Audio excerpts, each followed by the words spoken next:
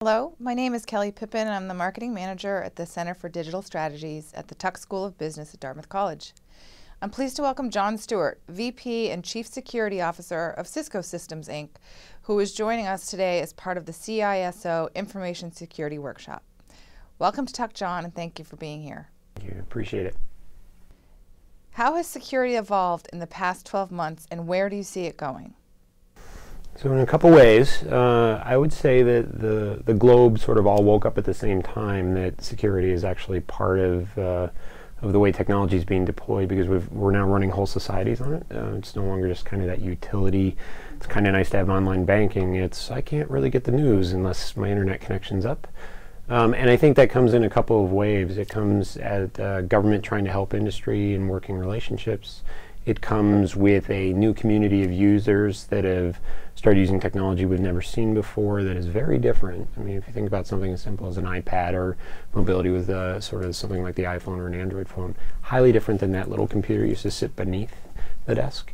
And so in each and every way, it's progressed at an alarming rate.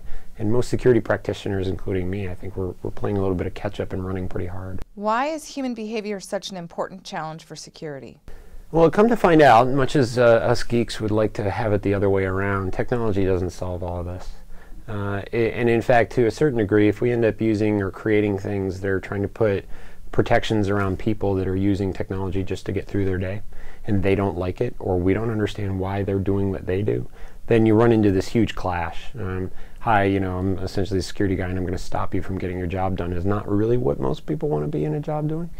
And so the human factors things are really important. Why is it that despite saying to a person, don't click on this, most people will probably click on this? And it's that human curiosity issue, right?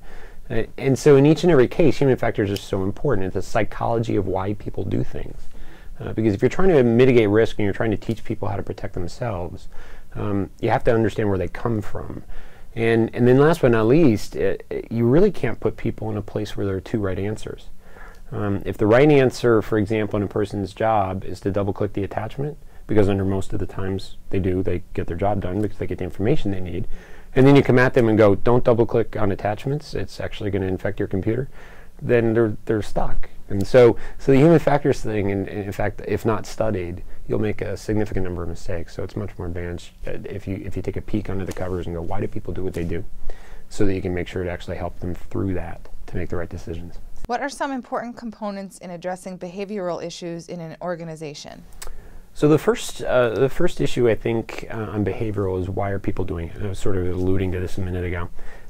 I think it's too easy on the outside looking in, and security professionals, and I've been guilty of this too, to just look at a user and go, what were you thinking? And as if to almost criticize. And the truth of it is, most people in their day-to-day jobs are just trying to do the right thing. They're trying to get their job done. They're rewarded for doing a great job. They're punished if they don't get their job done on time. And to come at it and then from the outside looking in, of not walking in their shoes and go, everything you're doing is wrong, or what you just did was wrong, that's quite an unfair thing to do. So I don't want to put a person in a position where their manager is saying, deliver that and go, and I'm saying, don't you dare do it, or if you're breaking all the rules to do it, you're actually in trouble. Because they've got competing agendas. And they're left in a position that they have no idea which one's the one they're supposed to be listening to. So that's partly that. The second part about behavioral issues is make it global, make it relevant, make it interesting. Security people can be really boring. And you're droning on and you're listening to this thing about policy, and by the third sentence, most people are like, I can't, just get me through this. And so, making it interesting, making it fun, it's a heavy topic in one way, but it can be really fun in another way. And last but not least is get people involved. They're actually, in some cases, a lot more fun to talk to than any of us are, because they've lived through it. Why are workshops like today's Human Behavior and Security Culture important for security executives? I think it's important for security executives because a great number of us either grew up in the business track of the industry or the technology track of the industry. We didn't grow up, almost in either case of that, understanding people. So I've got a whole concentration in psychology, and so it's people are very fascinating to me. And part of the reason that's important is because, again, if you make the wrong technology choice, and then it makes it impossible for a user to do what they want to do, they'll go around it. And so all that investment essentially has just been worked around, and the water will sort of flow down the hill and they'll get their job done anyway. So security executives have to know what motivates people. You have to also know, to a great degree, why is it that people are scared to let you know what's going on? And a lot of times it's because of the fear of retribution.